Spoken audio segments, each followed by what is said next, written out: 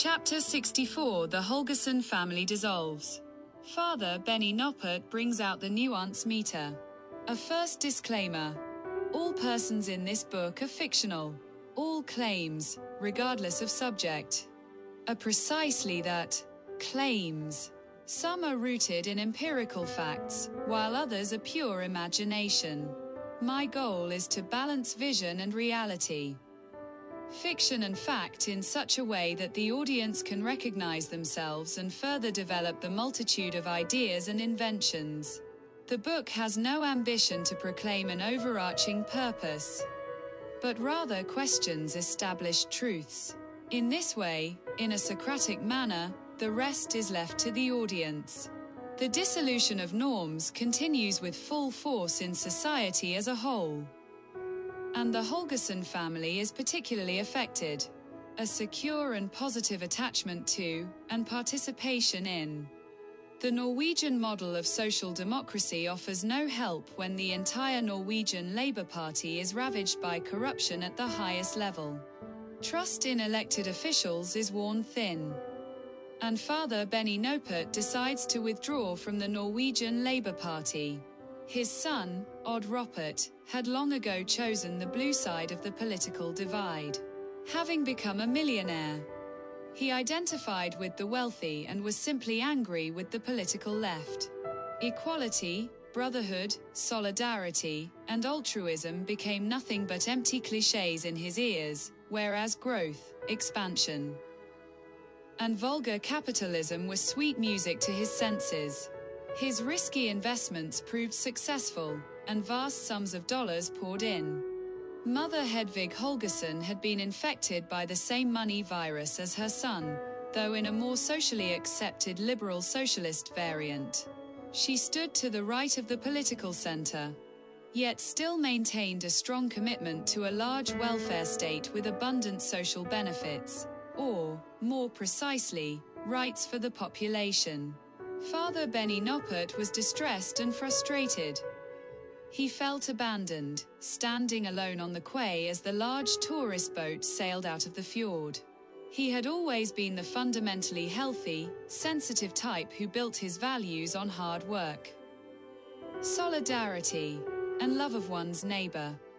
Furthermore, he had grown up in a trust-based society and believed in the best in people. Now that the top leaders of his beloved Labour Party had destroyed all credibility, everything became chaos in Father Benny Noppert's mind. On the home front, only his daughter Elena had embraced sound values. With her father's blessing, she had, like her brother, taken a risk in choosing her future path. She had chosen music. With her rare and beautiful voice, she was determined to develop it further. At best, she would achieve great success with her voice, and unforeseen opportunities lay ahead. At worst, she could change career paths and pursue a degree in education. Not a bad idea. She was fortunate to have her father's full support and encouragement. Moreover, Father Benny Noppert was still an excellent pianist and accompanied his daughter on various stages around the country. But now he was worried. He had brought out the famous nuance meter and sat deeply absorbed in books on calibration.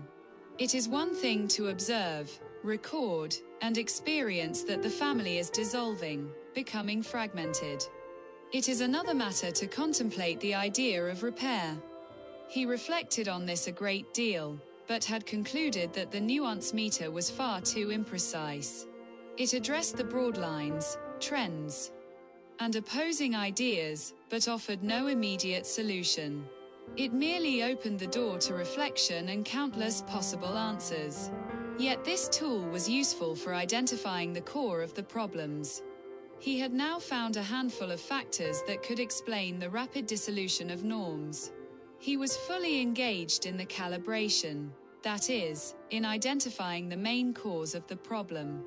It was an immensely challenging task, especially considering that the dissolution of norms was occurring at the societal level in the public sphere, but also on the home front in close family relationships.